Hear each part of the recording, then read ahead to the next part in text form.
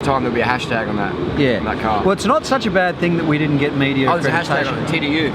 Yeah, there is. There we go. But it's not such a bad thing because apparently with video, there's a $500,000 fine if you start Facebook living stuff, and that's what I heard. So I'm actually glad I'm not part of the media. What do you mean there's a fine? Well, you can get, if you're part of the media and you start live streaming the finish, when there's TV rights, you can be fined up to $500,000. Oh my god, that's so wanky. Yeah, so it's bizarre, but anyway. I mean, yeah, some rules I can understand, but yeah, I guess it's a weird world out there. Corporate, I guess we don't really fit that corporate world. Yeah. And that's the cool thing of YouTube is it's like if you don't fit corporate world, you can get on there, and that's the power of YouTube. That's why I think a lot of the viewers respect certain YouTubers, because you can be less corporate or no corporate and just say what you really feel, share your experiences, share where you live, who's keeping in your backyard, fucking what you're eating for dinner, your bike broke, Santa Claus broke your bike, or fucking whatever. What happened with that, your bike?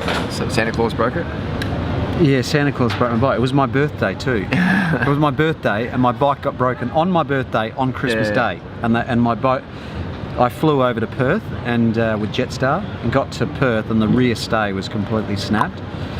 And I was devastated. It spoiled my whole day. You gonna fix it up or what's the deal? Don't know. I mean, that Bianchi's had a lot of. I crashed on it already and broken it before. Raoul fixed it, so we're thinking about fixing it again. Yeah, fix it again, bodge it up. Do you know? Like, I got no qualms riding a bodged up bike, and I think Raoul will do an amazing job. So you know, we'll see. Yeah, we'll see. Especially that area, that can be fixed pretty well. Yeah. And that's a good thing with carbon. It can be repaired to some degree. Yeah. So, it can be repaired. So we should talk about you doing your Indie pack. Your Indie pack. Yeah. I just want to say quickly, what did you have it in a bag or a box when it got broken? A bag? So I had it in a soft bag. Oh no, right. That's a mistake. So I know you subscribe to the whole cardboard box thing, and I see people with hard cases, right? So the problem with a soft case shell is obviously you can get your bike broken through the rear. I've heard of several people having the same issue. They throw the bags. They throw the bags. And they stack them on top of each other. And I've actually heard stories of them stacking soft shell bags on top of each other and then putting a strap over and then winching the strap down. Definitely. They don't know. Yeah. So with a box, you just don't have that. No. It just doesn't happen. You got a box. So I think that's the way forward. Even when I'm travelling with my TCR with the lightweight wheels, I just chuck it in a box. Yeah. Got a bit of bubble wrap. Yeah. And my lightweight's got shipped in a box. All my bikes got shipped in a box. Yeah. My record is 5 bikes on one flight. Really? Yeah. You've taken 5 bikes on 5 bikes. I paid a lot of excess. But whoa. It was when I had Freely with me as well at the time. So she would have had 1 bike against her name? Well, she was carrying for the airport, but it was 5 boxes. Yeah. Maybe it was even 6 at that time. It was a lot. Yeah, Going right. for the record. But always cardboard boxes. But the Indie pack, speaking of flights, I'll be flying to Perth in a few weeks, but Indie pack will be good. It's the race across. JC Carlson's organising that with a few gang. Very appreciative of that. So just for those of you that don't know, I did a 2-day ride from Melbourne to Adelaide, and I did 457 kilometres the first day, 350 the next day.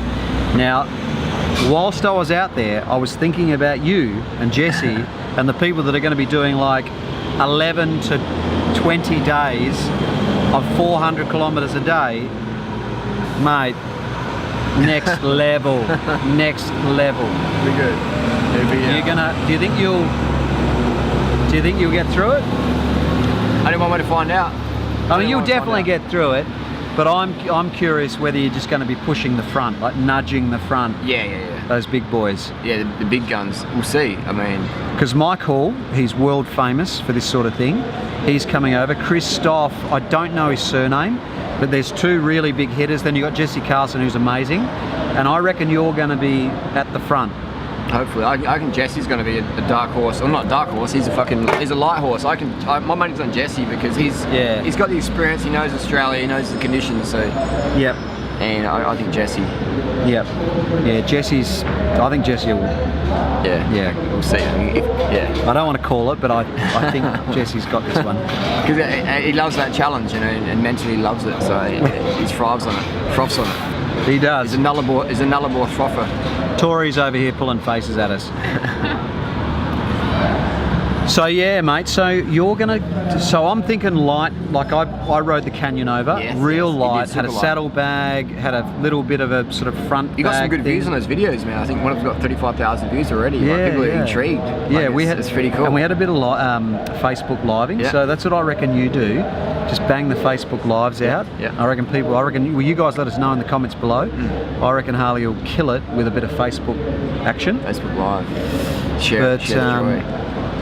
But yeah, man. So I went light setup for that ride, that 2-day thing. Yeah. But I think, you know, obviously long, you're gonna have to sort of have the panniers for the food and stuff.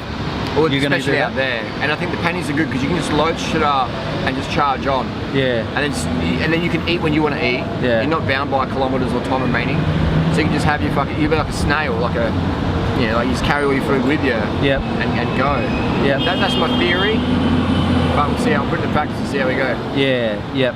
But in February I'll do some mini tours, and even after TDU I think me and Tori will just grab the bikes and go through touring around, just test out some setups. Yeah. So have you been doing big Ks leading up to now, or No. pretty just trying to put weight on? Yeah, just trying to not get too lean. As you can see, it's sort of like, if I was doing big Ks now, I'd get to the start line at 60 kilos. I don't think that's really healthy. Yeah. I think your thyroid will probably shut you down and you lose your motivation. So I think, in my opinion, a race like that, you're better off getting to the start line a bit underdone but motivated versus overdone or super fit and apathetic, because it's 5,300k. So in my opinion, it's sort of an event you can ride yourself into form. But the hardest bit will be like the contact points, your hands, your bum, your gooch, your neck.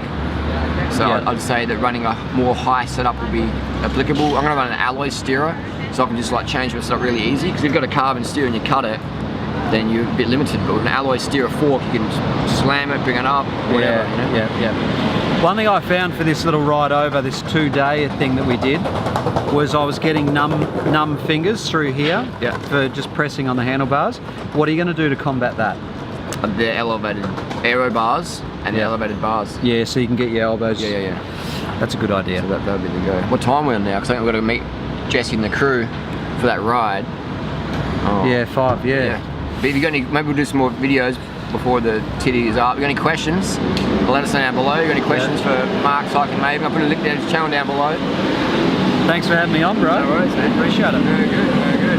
And this was filmed with a Lumix GH4. What's the frame rate?